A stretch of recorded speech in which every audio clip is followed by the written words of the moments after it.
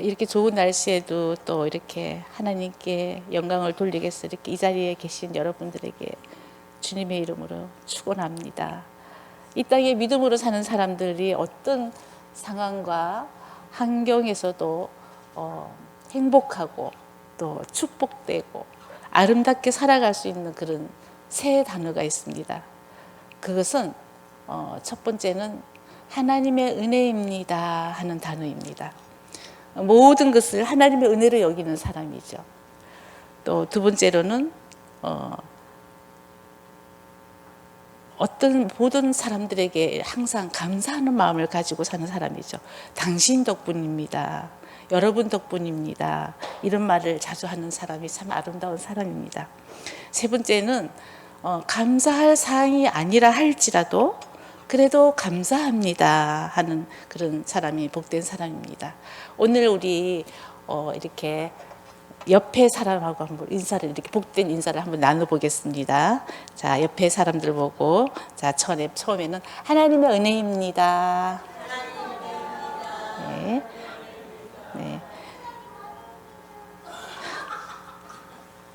자, 그러면 또 두 번째로는 당신 덕분입니다. 자, 마지막으로는 그래도 감사합니다.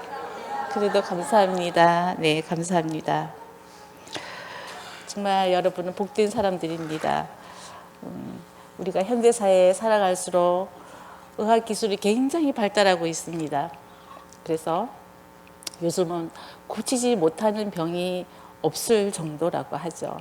근데 과거에는 고치지 못하는 병이 참 많았어요. 그 현대의학이 급속도로 발전하면서 암도 이제는 조기에 발견하면은 거의 100% 다 치료가 된다고 하죠.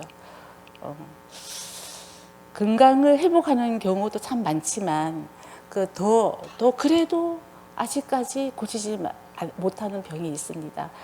게놈 프로젝트라 하는 그런 프로그램으로 지금 세계에서 유전자 정보를 분석하고 하는 그런 연구가 진행되고 있습니다. 이 생명공학 기술로 하는 이 개념 프로젝트라는 것은 유전자 과외라고 합니다. 유전자 과외는 어떤 암을 일으키는 유전자를 분석하고 또 그것을 해독하고 그래서 그 암을 일으킬 수 있는 유전인자를 그것만 딱 잘라내는 그런 유전자 과외가 있습니다. 그래서 지금 그것을 많이 연구하고 있는 중이라고 합니다. 그러면 아마 이제 앞으로는 획기적인 그런 남치병은 없어진다는 그런 전문가들이 말이 있다고 하는데 글쎄요 이제 그런 날이 오면은 100살이 아니라 200살까지도 살 수 있겠죠. 그런데 그 유전자 과외라는 것이 과연 사람들한테 도움을 줄 수 있겠지만 어떤 영향을 또 나쁜 영향을 줄 수도 있지 않을까. 또 윤리적인 문제는 없는지 우리가 한번 생각을 해봐야 됩니다. 이렇게 질병이 정복되어 가고 있다고 하지만 우리가 모르는 또 많은 병이 있고 또 세상의 의사도 고치지 못하는 병도 있어요. 그러나 의사는 수술도 하고 약도 처방해주고 하지만 결과적으로 낫게 하시는 것은 회복하게 하는 것은 하나님이 하시는 것입니다. 제가 얼마 전에 유튜브 유명한 미국에서 오랫동안 암 전문인 의사 스님이 강의를 하신 걸 들어봤는데 그분이 막 암을 예방하려면 여러 가지의 그런 생활 습관을 많이 얘기해 줬어요. 그리고 나서는 결국에는 암도 낫게 하는 것을 하나님이 하시는 거야. 그렇게 말씀을 하시더라고요. 그분이 크리스찬인 것 같습니다. 오늘 본문에 나오는 나병 환자들입니다. 이 나병 환자들을 오늘 예수님께서는 완전히 치료해 주십니다. 2000년 전이잖아요. 그런데 완전히 10명을 치료해 줬는데 그 중에 한 명, 나병 환자만이 예수님 앞에 나와서 절하고 감사하였습니다.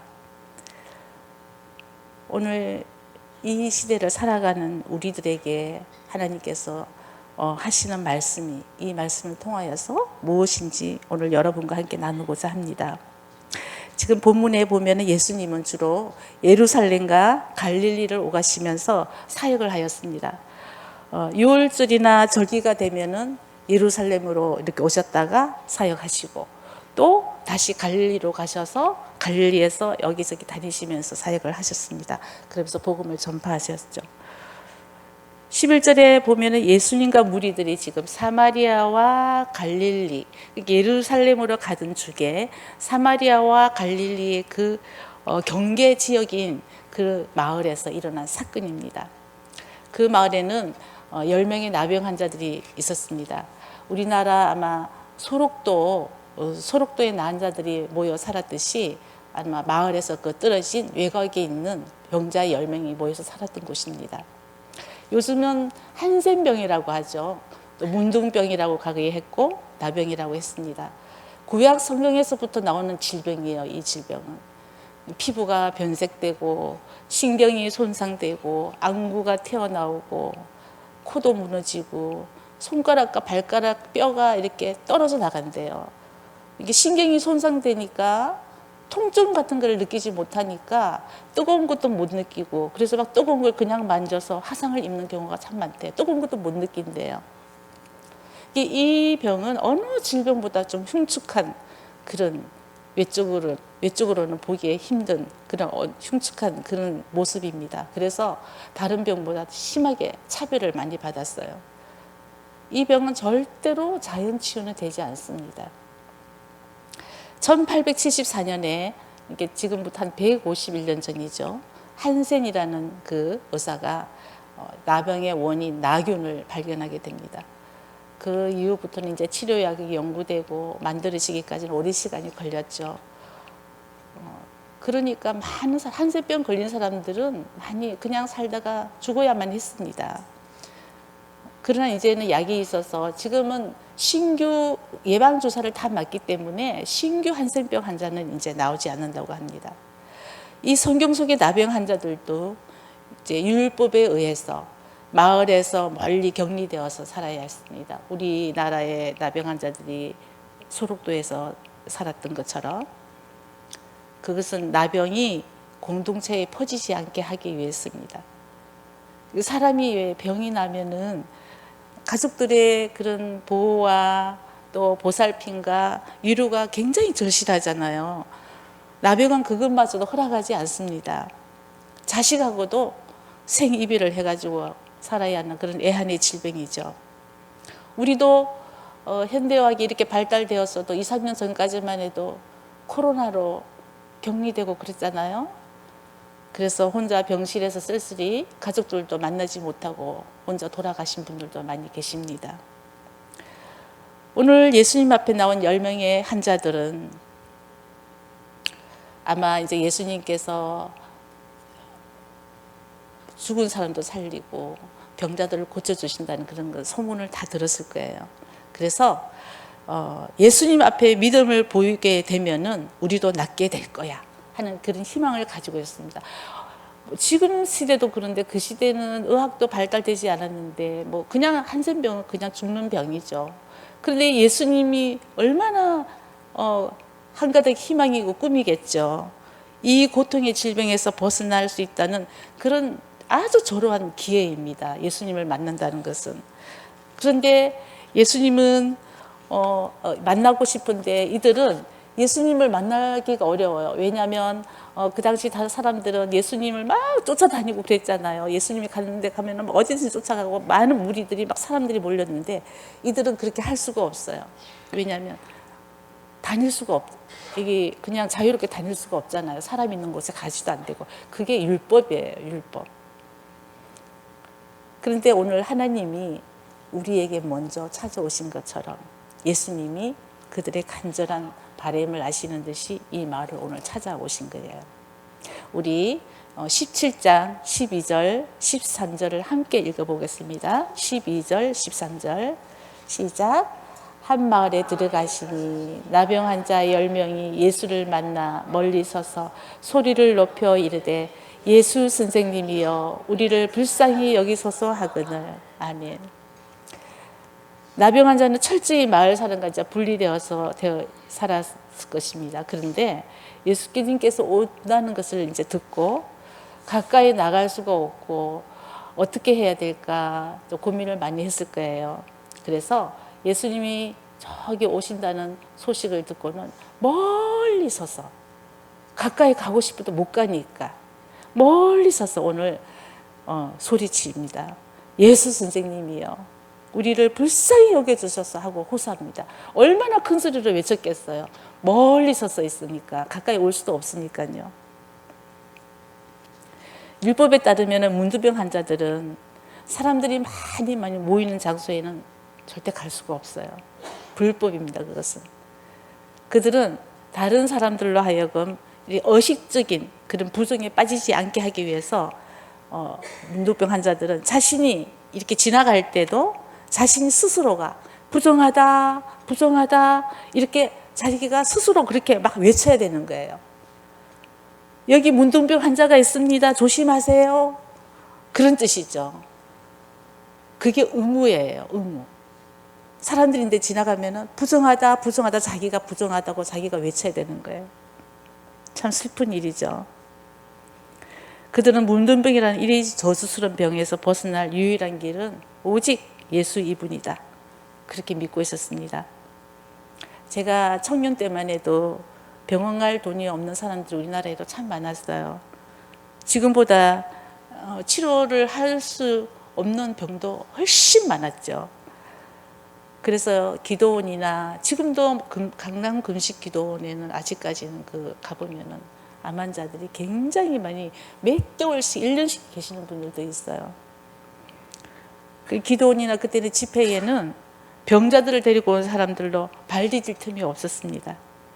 그런데 뭐 정말 예수님이, 이 성령님이 이 집회를, 이 기도원에서 내가 기도하면은 고쳐주실 것이다 하는 그런 믿음의 사람도 있었지만, 또 한편으로는 그 은사자, 그 집회를 주도하는 사람, 뭐 기도해주고 이렇게 낫는다는 사람, 뭐 목사님이나 전도사님들, 그 사람을 믿고 가는 사람들도 굉장히 많았습니다. 그래서 간혹 낫는 사람들도 많이 있었어요. 하나님의 치료 외에는 다른 방법이 없던 사람들의 그런 절박함, 그런 기도를 주님께서는 아마 긍휼히 여겨주셨기 때문이 아닐까 생각합니다. 오늘 나병 환자들의 완치도 그들의 절박함을 주님께서 긍휼히 여겨주십니다. 지금 이 시대도 주님은 그때와 똑같이 그 같은 방법은 아니지만 우리의 질병을 긍휼히 여기시고 우리의 질병의 그 치료에 개입하고 계십니다. 내 몸이 아픈 것만큼 슬프고 고통스러운 게 어디 있겠습니까? 요즘은 의술이 좋아져서 뭐 보통 지병 같은 거는 병원 치료로 다 이렇게 치료를 할 수가 있잖아요. 지금이라면 아마 예수님이 오셨다면은 굳이 기적으로 나병 같은 거를 치유하지 않으셨을 것 같아요. 또 환자들도 병원을 찾아가지 하나님의 기적에 의존하지 않을 것 같습니다. 그러나 약과 수술로 모든 질병이 다 치료되는 것은 아닙니다. 현대 성도들은 의술과 우리는 하나님의 치유를 구하는 기도를 동시에 하면서 질병을 잘 관리해야 합니다. 의술에만 의존하고 하나님이 해주실 부분은 기도하지 않는다는 것은 엄청난 손해입니다. 요즘은 그렇다고 그러잖아요. 무병장수가 아니라 유병장수 시대라고 합니다.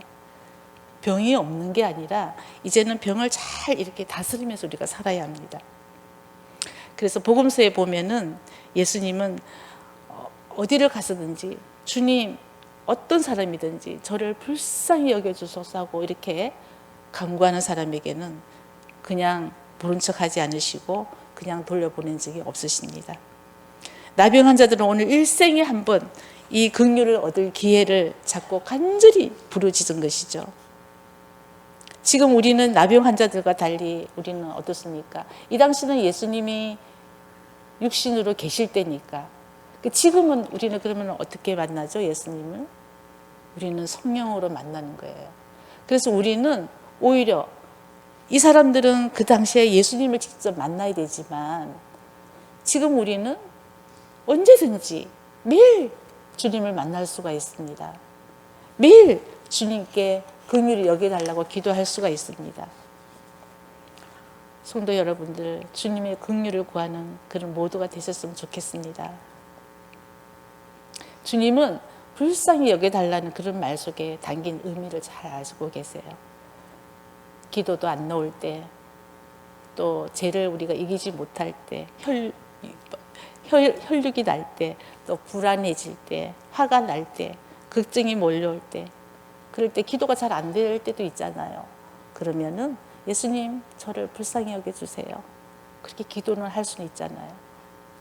주님은 반드시 우리를 불쌍히 여겨주시라 믿습니다. 우리 14절을 함께 읽어보겠습니다. 14절 시작. 보시고 이르시되 가서 제사장들에게 너희 몸을 보이라 하셨더니 그들이 가다가 깨끗함을 받은지라. 아멘. 레위기에 보면은 나병이 생기면은 일단은 진영 밖으로, 마을 밖으로 나가서 살아야 되고, 또 병이 나으면 그냥 사는 게 아니라 제사장에게 가야 됩니다. 제사장에게 가서 확인을 받아야 돼요. 확인을 받은 후에 그래 너 다 나았다. 제사장이 이렇게 인정을 땅땅땅 해줘야지만 가족 품으로 돌아갈 수가 있는 거예요. 그런데 10명의 나병 환자들은 지금 다 나은 것이 아니에요. 지금 상태로 만약에 병이 낫지 않은 상태에서 제사장에게 갔다는 것은 아마 돌에 맞아 죽을 수도 있는 상황입니다. 그런데 그들은 예수님의 말씀을 믿고 지금 낫지도 않았지만 제사장에게 가는 길이었습니다. 그런데 가는 도중에 기적이 일어났죠. 예수님 말씀에 순종한 10명의 나병 환자 모두 다 완전히 낫는 그런 역사가 일어난 것입니다. 예수님은 그랬습니다. 가라. 너희 자신을 가서 제사장들에게 보이려고만 그렇게 말씀하셨습니다. 사실 이 말씀을 들은 문둥병 환자들의 입장에서는 조금 의아스러웠을 거예요. 예수님께서 안수를 해주시거나 기도를 해주시거나 그런 것도 아니잖아요. 너희들이 다른 눈먼 자를 고칠 때도 너는 구원을 받았다. 너희 걸어서 가라. 이런 그때 예수님은 여기서는 지금 아무런 가까이 있지도 않은 상태인데 가라. 제사장에게 가서 너희 몸을 보여라고만 하십니다. 오늘 예수님은 왜 병자들을 그 자리에서 이렇게 고쳐주지 않으시고 그 상태에서 제사장에게 가라고 하셨을까요? 예수님께서는 아직 오늘 말씀에 예수님을 예수 선생님이여 이렇게 부르시어요. 예수 선생님이여 저희들을 불쌍히 여겨주소서. 선생이라고 이렇게 부른 이 병자들에게도 믿음을 확정할 그런 시험대를 한 계단 이렇게 놓으신 것입니다. 예수님은 그들을 치료해주고 병을 낫게 해주는 게 목적이 아니라 구원을 받을 믿음으로 이끌기 위해서 그게 최종적인 목적입니다. 그리고 그들은 그 몸 상태로 또 제사장에게 갔다는 말은 병자들이 한 번 더 믿음의 용기를 냈다는 뜻도 됩니다.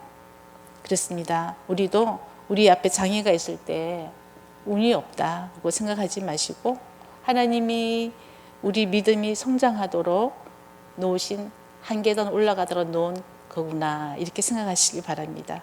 어떤 문제가 있어도 공통적인 정답은 하나예요. 환경도 사람도 나 자신도 믿지 말아야 됩니다. 예수님만 믿으면 됩니다. 예수님이 내신 문제이기 때문에 답은 예수님한테 있는 거예요.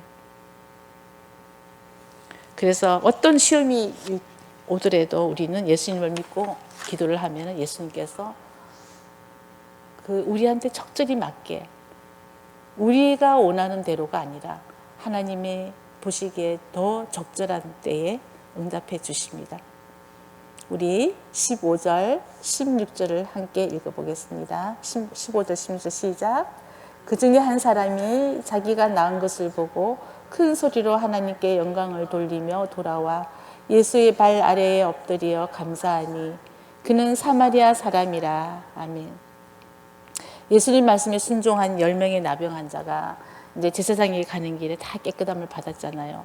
그런데 한 명만 예수님께 다시 돌아온 거예요. 나머지 9명은 어디로 갔을까요? 아마 제사장에게 가다가 몸이 깨끗하게 나았으니까 제사장에게 보여야 되잖아요. 그래서 제사장에게 갔을 거예요. 그래서 제사장에게 내가 몸이 나았다고 자기 몸을 보이고 가족의 품으로 돌아갔을 것입니다. 저는 이 말씀을 이렇게 준비하면서 제 자신을 보면서 내가 만약에 이 10명 중에 한 사람이었다면 어떻게 했을까? 어떤 길로 갔을까? 사마리아 사람처럼 다시 돌아왔을까? 아니면 그냥 그때부터 빠이빠이 하고 그냥 갔을까? 많은 생각을 하게 했습니다. 여러분들도 한번 생각해 보시기 바랍니다. 병이 깨끗하게 나으면은 이제 제사장에게 확인을 받고 집으로 돌아갈 수 있기 때문에 그동안에 그렇잖아요. 가족들도 보고 싶었고 뭐 자녀들도 보고 싶고 부모님도 뵙고 싶고 얼마나 할 일도 많고 많은 생각들이 있었겠습니까? 나머지 그런데 이 9사람들은 예수님께 돌아와서 감사하지를 않았어요. 하나님께 영광을 돌리지 않았어요. 예수님께서 치료하여 주셔도 자기 스스로 나았다고 생각하는 사람과 같은 것입니다. 사람은 건강을 잃고 의사도 또 이제는 제가 할 일이 없습니다. 이렇게 말이 나오고 이제 임종이 가까워지고 죽게 되면은 교회를 다니지 않고 신앙이 없는 사람들도 막 기도해 달라고 합니다. 그런데 만약에 기적같이 나올 수도 있어요. 그러면은 기도해 달라고 해놓고 나았어요. 그러면은 어떤 사람들은 스스로 나은 것으로 또 생각하거나 우연히 나은 것으로 생각하고 하나님은 전혀 생각하지 않는 그런 사람들이 많습니다. 그런데 믿음의 우리 성도들에게는 병 낫는 것도 중요하죠. 그것도 기적이지만 우리는 기적 속에 살고 있는 거예요. 이 세상을 숨쉬고 살고 있다는 그 자체가 기적입니다. 우리는 그래서 매 순간마다 하나님께 영광 돌리고 감사하는 마음으로 살아가야 합니다. 성경은 예수님의 발 앞에 엎드려 감사함으로 하나님께 영광을 돌린 그 한 사람이 사마리아인이라고 이렇게 나옵니다. 사마리아인은 그는 남유다 사람들에게 아주 경멸의 대상이에요.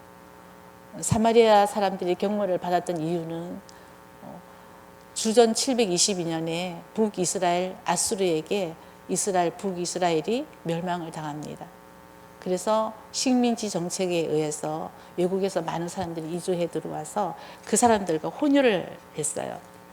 그래서 유대인들은 이 사마리아 사람들을 아주 경멸하고 천대시하죠. 근데 여기 10명 분명히 10명이 다 온전히 치유를 받았는데 한 명만 사마리아인 한 명만 돌아왔고 9명은 돌아오지 않았어요. 아마 성경 말씀에는 정확하게 나와 있지 않지만 아마 이들 9명은 유대인이 아닐까 하는 생각이 듭니다. 유대인들은 예수님이 하나님의 아들임을 알지도 못하고 그 당시 인정하지 않았었어요. 그러나 오늘 예수님 발 앞에 엎드린 사마리아 사람은 예수님께서 참된 그리스도이심을 깨달아 알게 된 것이죠. 구원은 병 나았다고 구원받는 게 아니에요. 구원은 바로 예수님을 내 마음에 받아들이는 것. 그것이 바로 구원입니다. 그는 비록 사마리아 사람이었지만 진심으로 하나님을 사랑하는 사람이었습니다. 우리 17절에서 19절을 함께 읽겠습니다. 17절에서 18절, 19절 읽겠습니다. 시작. 예수께서 대답하여 이르시되 10사람이 다 깨끗함을 받지 아니하였느냐? 그 9은 어디 있느냐? 이 이방인 외에는 하나님께 영광을 돌리러 돌아온 자가 없느냐 하시고 그에게 이르시되 일어나 가라. 내 믿음이 너를 구원하였느니라 하시더라. 아멘. 예수님께서는 지금 10명이 다 나은 줄 다 아시고 계시면서 지금 9명은 어디로 갔느냐 하고 물어보고 계십니다. 그 9명은 자신들에게 일어난 일에 대해서는 어떻게 지금 이 일을 뭐가 우선적인 것을 잘 모르고 망각한 것 같습니다. 그 일은 바로 자신들에게 일어난 이 기적에 대해서 이 위대한 일을 행하신 하나님께 모든 영광을 돌리는 일과 또 자신들에게 이 같은 긍휼과 자비를 베풀어 주신 예수님께 대해서 감사한 마음, 감사 표현을 하지 않는 것입니다. 그 일을 해야 되는데 그 일을 잊어버린 거예요. 또 9명은 아마 주님께 오지 않는 이유가 또 있을 거예요. 아마 우리 인간의 그런 본성적인 게 작용하지 않았을까 하는 저는 그렇게 생각이 듭니다. 우리가 어떤 큰 기도 제목이 이렇게 해결되면은 감사하게 되잖아요. 그런데 묘하게도 어떤 일이 또 기도의 응답을 받았음에도 이 일이 우연이 아닌가 하는 생각도 들 때도 있습니다. 또 문제가 해결되었으니까 또 달라지는 그 상황에 대해서 거기만 집중하다 보면은 또 주님이 나에게 응답해 주셨다는 것을 잊어버릴 수가 있어요.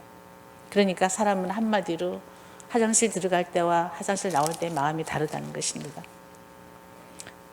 형편이 조금 좋아지고 안정되면은 언제 그랬느냐는 듯이 하나님을 잊어버리기도 하죠. 또 먹고 살만해지면 오늘날의 성도들 특히 요즘 올해 날씨가 너무너무 좋잖아요.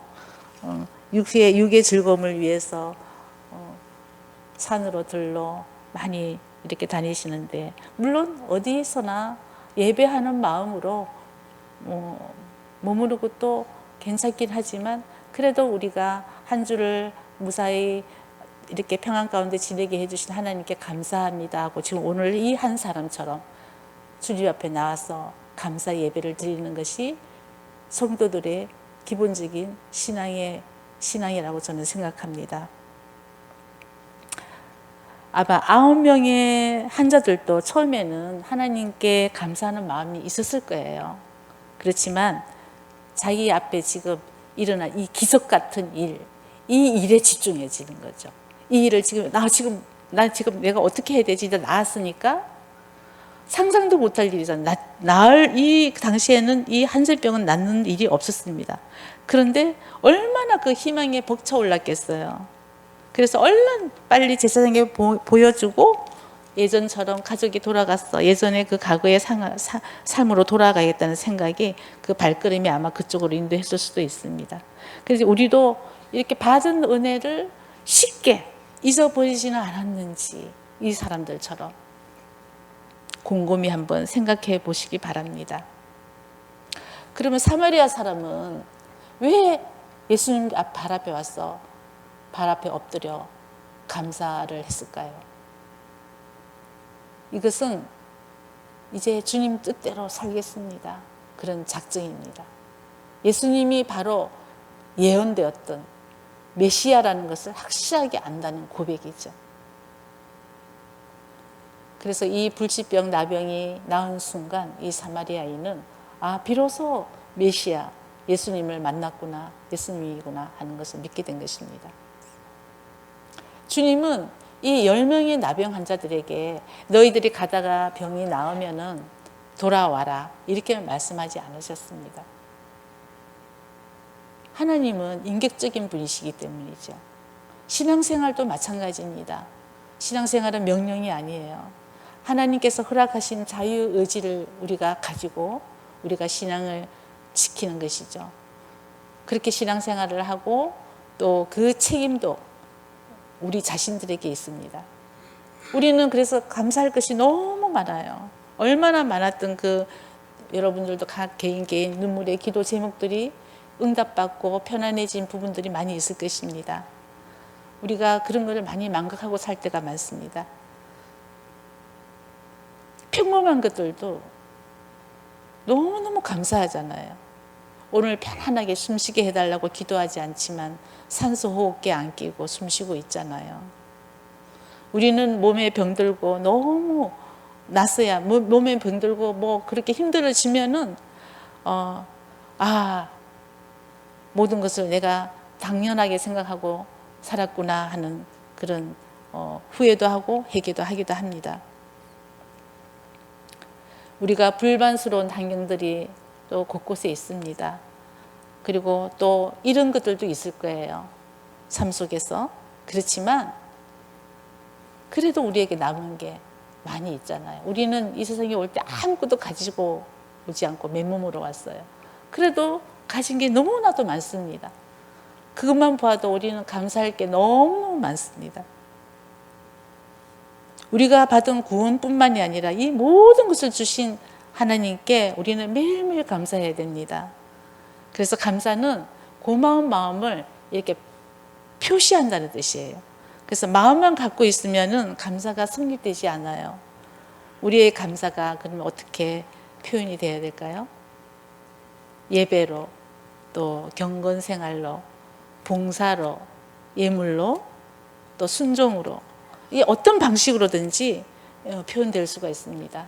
그래서 성도 여러분들, 내가 정말 살아있고 내가 지금 주어진 이 환경만 해도 너무너무 감사할 일이 많다는 것을 느끼시면 다양한 방법으로 하나님께 감사의 표시를 할 수가 있습니다. 예수님이 원하시는 것은 무엇일까요? 예수님은 다른 걸 원하지 않아요. 예수님이 이 사람들 9명한테 어떻게 감사 인사를 받고 싶어서 그러는 것도 아니잖아요. 예수님은 단지 죄인들이 주님을 믿고 구원받는 거예요. 그걸 가장 원하시고 그게 예수님의 사역의 목적입니다. 사람에게 필요한 것은 병이 낫고 환경이 좋아지는 것이 최고가 아니에요. 섬길 하나님을 만난 게 우리는 최고의 선물입니다. 그래서 성도 여러분들, 저도 그렇고 우리는 최고의 선물을 받은 사람들입니다. 병이 나아도 다른 병이 또 올 수도 있잖아요. 보통 암도 걸린 사람들 보면 재발하기도 하고 전이도 되기도 합니다. 또 어떤 우리가 뭐 다른 거를 기도를 제목을 놓고 기도하면 그게 응답받잖아요. 그러면 또 다른 문제가 생길 수가 있어요. 이 9명의 나병 환자들은 언제 어디서 다시 예수님을 다시 만나서 주님 우리를 불쌍히 여겨주셔서 하고 감사합니다 하고 그런 인사를 할 수가 있겠습니까? 그런 기회가 이제는 없는 거예요. 지금 주님은 예루살렘으로 십자가를 지기 위해서 가던 중입니다. 아마도 그들은 다시는 예수님을 만나지 못했을 겁니다. 기회는 한 번밖에 없는 거예요. 히말라야 산 속에 가면은 그 야맹조라는 새가 있다고 합니다. 이 새는 낮이면 그냥 신나게 논대요. 일도 안 하고. 신나게 놀다가 밤이 되면은 잘 둥지가 없어서 다른 새 둥지에 가가지고 이렇게 막 비적거리면서 그냥 잠을 잔대요. 그래서 밤새도록 구박을 그렇게 당한대요. 그래서 그는 서러워 맨날 눈물을 한없이 흘리면서 내일이면 집 지어리, 내일이면 집 지어리 그런대요. 그렇게 구슬프게 노래한다는 거죠. 그런데 이 야맹조는 죽을 때까지 자기 집을 짓지 못한다고 합니다. 사단은요, 다음에 하지, 내일 하지 하고 우리를 무기력하게 이렇게 유혹합니다. 그러나 내일은 나의 날이 아닐 수도 있어요. 바로 오늘, 지금 해야 하는 거죠. 기회는 항상 있는 것이 아닙니다. 특히 감사는 신속히 해야 됩니다. 예수님이 나음을 받은 이 9명을 안타깝게 생각하시는 것은 인생의 제일 되는 목적인 하나님께 나갈 구원의 기회를 놓쳐버린 거예요. 하나님이 자녀로 택하신 우리에게는 크고 작은 문제들을 허용하시는 그런 최종 목적은 결국 주님 앞에 우리가 발 앞에 엎드려 주님을 섬기게 하는 것입니다. 오늘 10명의 나병 환자들은 모두가 예수님께 나와서 인생의 문제들을 해결받았습니다. 그런데 단 한 명만 감사의 길로 돌아와 그 인생에서 정말 귀한 거, 섬겨야 할 분을 만났습니다. 그는 감사로 믿음을 완성시킨 사람입니다. 그래서 10명 중에 1명만 구원을 받았습니다. 저는 이 말씀을 보면서 좀 두려웠어요. 그렇구나. 그러면 정말 나 자신은 10명. 그래도 이 말씀을 보면서 한 5명 구원받고 5명은 그냥 가버렸다고 하면 조금 그래도 그래도 이 비율이 나는 5명이 들지 않을까? 이런 좀 위로가 될 텐데 10명인데 1명만 구원을 받고 9명은 돌아간 거예요. 그러니 얼마나 비율이 약합니까? 그래서 정말 나는 이 1명, 9명 중에 들지 않을까? 그래서 정말 회개를 많이 하게 되었습니다. 그렇습니다. 주님의 구원의 길은 모든 사람에게 열려 있지만 구원의 길로 들어가는 사람은 모든 사람이 아님을 기억하셔야 합니다. 이것이 오늘 주님이 우리에게 해주시는 가장 중요한 말씀입니다. 말씀을 마치겠습니다. 성도는 자신이 하나님으로부터 놀라운 은혜를 받은 그런 사실을 깊이 깨달아야 합니다. 진정으로 그것이 중요합니다. 내게 어떤 은혜가 부어졌는지, 나를 하나님이 얼마나 사랑하셨는지를 그것을 진실로 그것을 깨달아야지만 정말 진정한 하나님을 향한 그리고 예수님을 향한 믿음과 감사와 경외와 사랑이 마음속에서 생기게 되는 거예요. 그래서 내가 받은 은혜를 정말 발견해야 됩니다.